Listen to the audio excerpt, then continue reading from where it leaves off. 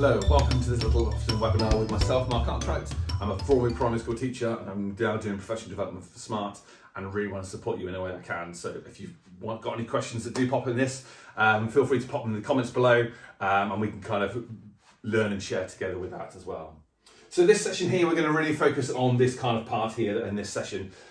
We did a live session, and this is a recording of that session. So feel free to pop in as any time you want, or of course on demand like we're doing now as well. So it looks at new hardware with some new software and kind of where do I start? I've got this big kind of shiny display at the front of the class, and how can I actually make that into a really useful teaching resource that's something that's really going to support the learning for that as well. So I'm running this in the whiteboard here, and I've imported this PDF here. So I'm going to click my home button, and now it takes you to this. Now this is what it probably looks like as soon as you've just turned it on. You've got nothing plugged in. How can I get going? So as you can notice here, it does kind of look like there's something plugged in already. That's because the smart boards themselves, the GX, the MX, and the 6000S all come with an Android unit built in. This Android unit here is the one that appears in your MX, and the 6000S as well. So within here, there's a few things you can see. I've customized this about myself a bit, and we'll go into a bit more of that detail, but we're just going to start off in the whiteboard here. So by clicking up the whiteboard, it's going to open up a whiteboard. I can get annotating, I can start learning and put some content up for my students already. If you're doing this on the GX, it's going to look slightly different. It's still got a whiteboard. You'll notice some different tools within there as well.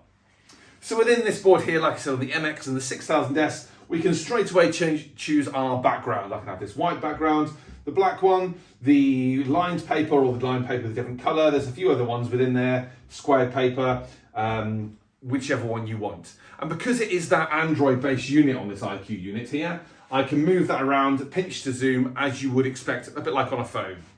And then at the bottom here, I've got that really large grid that I can move around that page where I want to.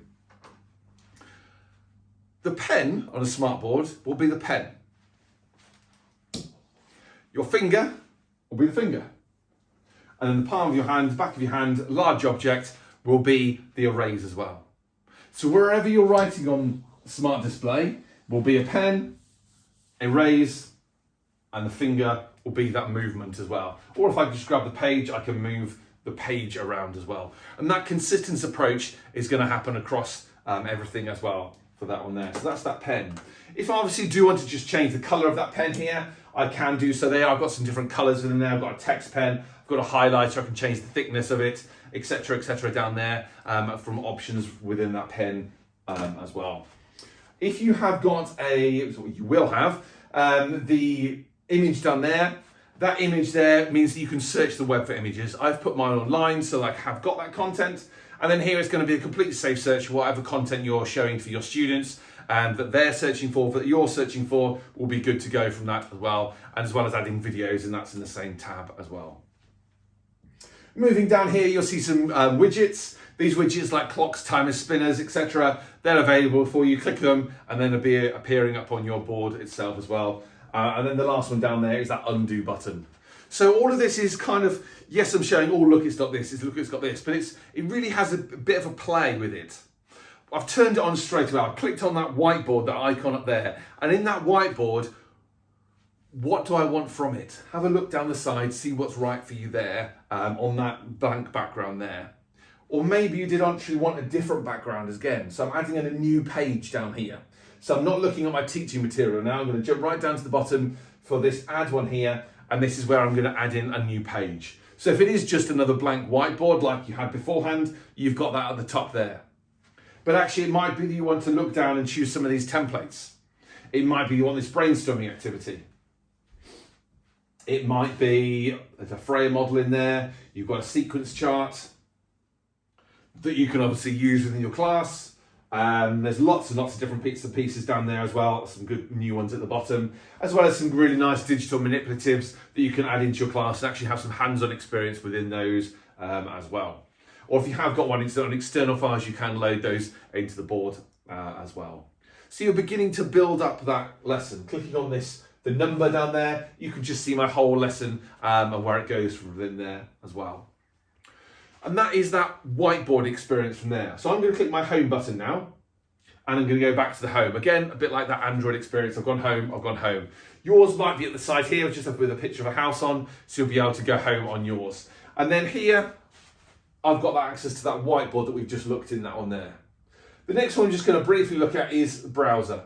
Now, I'm not going to go through all the details of this is how to use a browser, because we know that already, but I will highlight a few things that you can get from the browser. For example, if you're a Google school, it might be your Google Drive, or your online content from there. Obviously, if it's Microsoft, you would just go to your OneDrive and access all that content through there as well. So if you're opening up slides, PowerPoints, whatever it is that you've got saved there, that will be in here as well. And I'm just going to log into that the same way as I usually would. Obviously, if you want to access Google Classroom and anything else like that, you'll be able to do that from there as well. Other things like TT Rockstars, just as one example, there's loads of online content. You'll be able to go through all those bits and pieces there. And this last tab here, I've got the edge, is Lumio. And Lumio is smart online software as well. That has got a subscription attached to Lumio, but you can all go and try and use it for free as well. But I'm not going to focus that one on today. Next week, we're going to have a lot of time looking at Lumio. And mine's not going to load. I could do it, but I won't for now. So I'm going to click the home button. So essentially here, you've got your web browser and you've got loads of content that's available to you straight from online there. Even if you've got a supply teacher in or someone covering where you're don't want to give them a desktop, don't want to give them access to the network in that sense, that you can just say, look, there's a browser, access your content that they might have already from there as well, or have that content in a place there as well. So that's your whiteboard and browser. When you're doing the whiteboards, they're all going to be saved within the files down here. So within my files, they can organize them. I've got my Lumio lessons here, or I might have my board files here, and I can access other things within that as well, like my Google Drive, OneDrive, to be able to do that. And then these are going to be the ones stored up on the board. Two ways of getting them off once you're on the board. If I click and hold it, if I have got a USB, I can either plug that in the front and here, and I'll be able to export it to USB there. Or of course, if you're not using USBs for a million reasons, you would just go into the web browser, go to OneDrive, Google Drive, and be able to upload them, and you'll be able to upload these lessons straight into there as well. And they're all within your files. The next along the bottom here is your apps. And then within the apps itself, you can see I've got a few extra ones in here. You've got your your app still there, and there's got some fantastic apps within that. You can go and download them yourself. If there's an app that's not in there you wish to use, either just use the web version of it, or you can deploy with remote management software and you'll be able to have the full app on there as well. One other new, just as a note, as a new update, you'll be able to see this featured content. So you can actually add web links, web apps to all those applications that you use. It might be things like Dropbox, it might be Funtera, great gaming site there, PowerPoints, Word, Google Classroom. So you can actually add those links to that as well. I've got input, takes me back to my computer, which I'll come to in a moment. And the last one is screen share. Screen share is going to look slightly different. If you're coming this from a GX panel, then it's going to be an eShare Pro app. Along the middle, you'll see a little button in there. It'll just bring up your apps, and it's an eShare Pro one, and you'll need to download that app there. If you're coming from a version 2, like a board like mine, you'll be able to connect up to 4 devices at once. They'll be on the same network, and then you'll just select this one here. For example, from an iPad, you scroll down from the top, screen share natively straight up to the one here. Or of course, if you wish to do it from an app, you can, or any platform, you'll be able to share your content from there as well. If you've got one of the very new version 3s of the board, you're going to use something called Smart Mirror. And you can use an app, Smart Mirror app. You can go natively, or you can go straight from a web link as well. All the instructions are up on the board if you have got one of those new boards, and there's some great YouTube videos showing you that Smart Mirror as well for linking that in. So I'm going to click that home button. Again, yours is down the side here. And the last one we're going to look at is the input. So within input, it's now going to take me over to my connected PC. There. For this one here, I have plugged in my 2 wires. You can see mine coming out of the side here. Yours might be out the front here, or they're probably around the back and kind of like a faceplate already on the wall itself. And that will just give you that ease of connection, but it must have those 2 wires. One of them is your USB, and one of them is the HDMI. The HDMI does your sound and audio. sound and audio, that's the same thing. Sound and visual, so you'll be able to see it and hear it.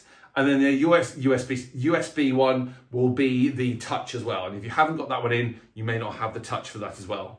If you are plugging it in with a single USB-C cable, you can as well. Just watch the length of that USB-C cable. It's up to about 1 meter, I think it is.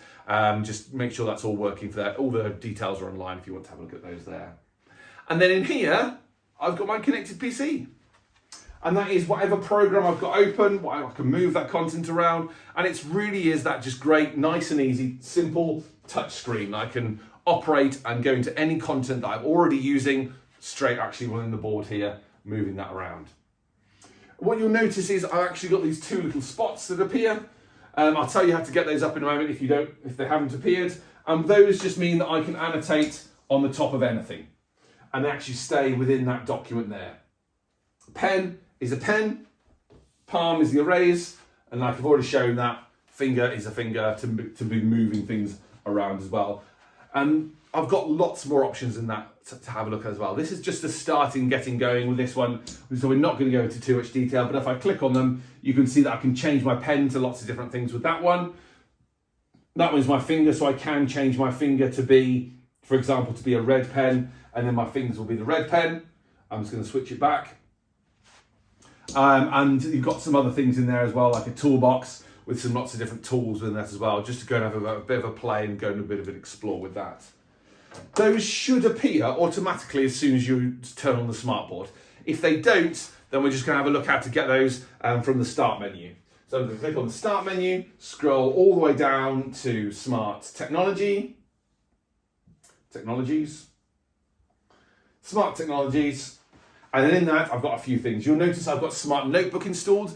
As of today, May 2021, or 2022, shall I say?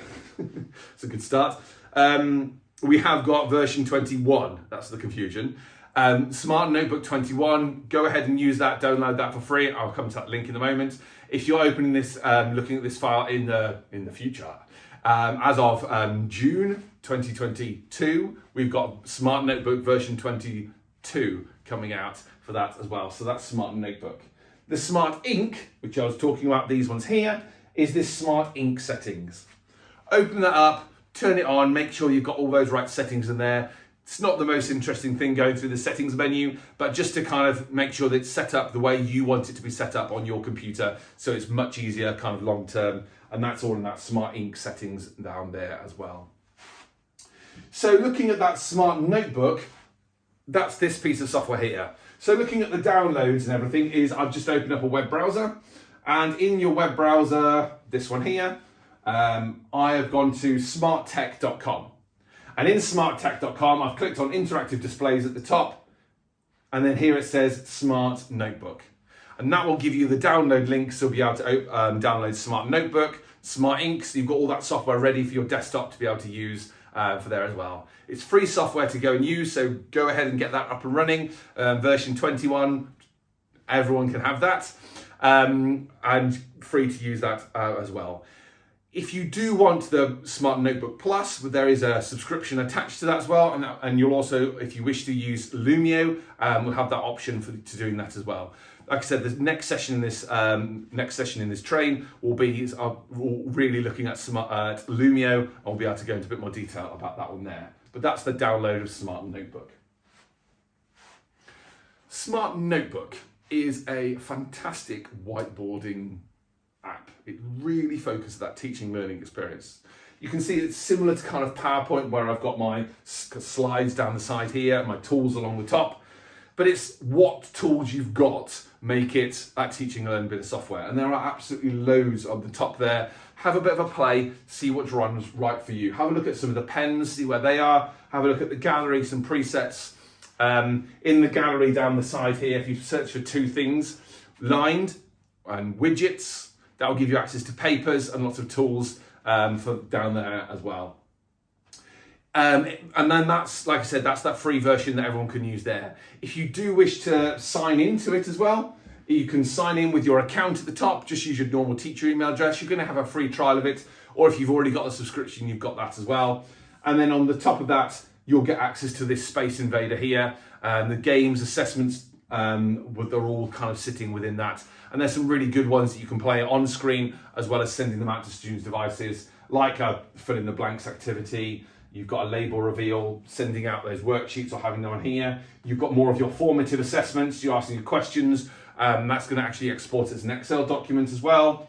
And there's some really nice fun ones in there as well, as well as ones that, and then you put your content quick and easy to make, all of those ones there as well in that Smart Notebook Plus version of this as well.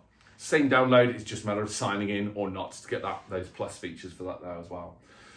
So that's Smart Notebook. There's some really fantastic tools in that. It's a really good whiteboarding experience for that. If you've got other files that you do want to add into it, if you click on File in Import, then you can bring in PowerPoint, you can bring in other interactive whiteboard files that you might have used on a non-smart software, other software, whiteboarding software in there as well, and all the Smart Notebook files you've already got, you'll be able to open them up straight in version 21 as well. So lots of really good points with that. Pick up that pen, start annotate anywhere when you've got that connected PC. Literally pick up that pen, go for it. Finger will be a finger, and the back of your hand is going to be that erase in there as well. And that will be over the top of anything. Clicking on your home button, like I said, in the middle, or the side here, will take you back to that Android unit, that home button. And then from in here, you've got some really good ways to get quick up and running, whether that's that whiteboard, access in the browser, and then obviously with the whiteboard, all your tools down the side here that you can use to really support your teaching and support the learning in your classroom as well. So hopefully that's been useful. It's given you very much a quick overview of that hardware and how to get that up and running and what software is available for you for that as well. We're going to come back in a couple of weeks' time and look at Lumio and how you can get up and running with that, and some really quick wins and quickly get up and started with Lumio as well. Hopefully that's been useful.